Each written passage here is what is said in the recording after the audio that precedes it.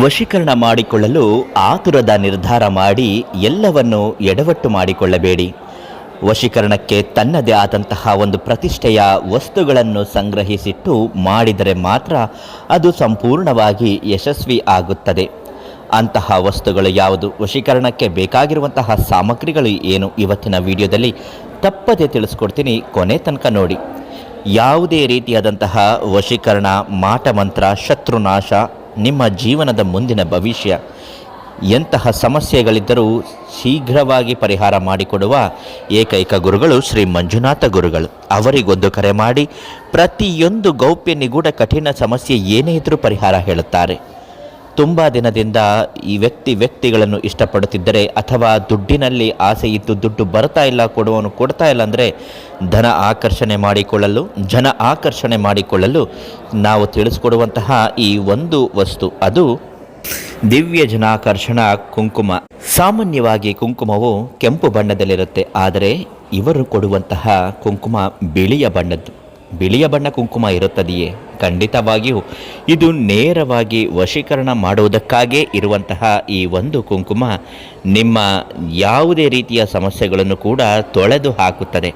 ಅಂತಹ ಕುಂಕುಮವನ್ನು ತೆಗೆದುಕೊಂಡು ಬಂದು ನಿಮ್ಮ ಇಷ್ಟಾರ್ಥಗಳನ್ನು ಸಿದ್ಧಿ ಮಾಡಿಕೊಳ್ಳಲು ಗುರುಗಳು ತಿಳಿಸಿಕೊಡುವ ಅಷ್ಟಮಂಗಳವನ್ನು ಮೊದಲು ರಚನೆ ಮಾಡಿಕೊಳ್ಳಬೇಕು. ಅದರಲ್ಲಿ ಒಂದು ಷಟ್ಕೋನವನ್ನು ಬರೆದುಕೊಳ್ಳಬೇಕು. ನಕ್ಷತ್ರದ ಆಕೃತಿಯಲ್ಲಿ ಅದನ್ನು ಸಿದ್ಧತೆ ಮಾಡಿಕೊಂಡು ಕೆಂಪು ಹಳದಿ ಮಿಶ್ರಣ ಮಾಡಿ ಅಷ್ಟಾಕೃತಿಯನ್ನು ಬರೆದುಕೊಳ್ಳಿ. ಇದರ ಮಧ್ಯಭಾಗದಲ್ಲಿ ಬಿಳಿಯ ಕುಂಕುಮವನ್ನು ಇಟ್ಟು ಅದಕ್ಕೆ ನೀವು ಭಕ್ತಿ ಸಂಕಲ್ಪದಿಂದ ಯಾವ ವ್ಯಕ್ತಿಯಿಂದ ನಿಮಗೆ ಯಾವ ಕೆಲಸಗಳು ಆಗಬೇಕೋ ಅನ್ನುವುದನ್ನು ಒಂದು ಚೀಟಿಯ ಕಾಗದದ ಮೇಲೆ ಬರೆದುಕೊಳ್ಳಬೇಕು. ಸಂಪೂರ್ಣವಾಗಿ ಬರೆದಾದ ಬಳಿಕ ಅದನ್ನು ಉಂಡೆ ರೀತಿಯ ಕಟ್ಟಿ ಮಧ್ಯಭಾಗದಲ್ಲಿ ಪೋಣಿಸಬೇಕಾಗುತ್ತದೆ.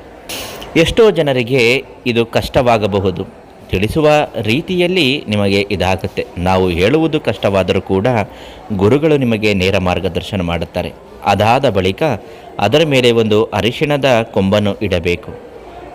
ಈಗ ನೀವು ಇಷ್ಟಪಡುವಂತಹ ಯಾವ ವ್ಯಕ್ತಿಯ ಹೆಸರನ್ನು ಬರೆದಿರ್ತೀರೋ ಅವರ ಹೆಸರನ್ನು ಹೇಳುತ್ತಾ ಒಂದು ನಿಗೂಢವಾಗಿರುವಂತಹ ರಹಸ್ಯ ಮಂತ್ರ, ಅದೇ ವಶೀಕರಣ ಮಂತ್ರ, ಅದನ್ನು ಶ್ರೀ ಮಂಜುನಾಥ ಗುರುಗಳು ಪ್ರತ್ಯೇಕವಾಗಿ ನಿಮ್ಮ ಹಾಗೂ ನಿಮ್ಮ ವೈಯಕ್ತಿಕ ಆಸೆಗಳನ್ನು ನಿರ್ಧರಿಸಿ ನಿಮಗೆ ತಿಳಿಸಿಕೊಡುತ್ತಾರೆ.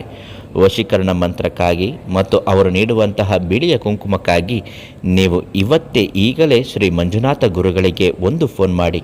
ಆದಷ್ಟು ಬೇಗ ಅವರು ನಿಮ್ಮ ಫೋನ್ ಕರೆಗೆ ಉತ್ತರ ಕೊಟ್ಟು ನಿಮಗೆ ಆ ವಸ್ತುಗಳನ್ನು ನೀಡುತ್ತಾರೆ ಮತ್ತು ಇದರಿಂದ ಯಾವೆಲ್ಲ ಕೆಲಸಗಳು ಆಗುತ್ತದೆ ಅಂತಲೂ ಕೂಡ ಅವರು ನಿಮಗೆ ಹೇಳುತ್ತಾರೆ.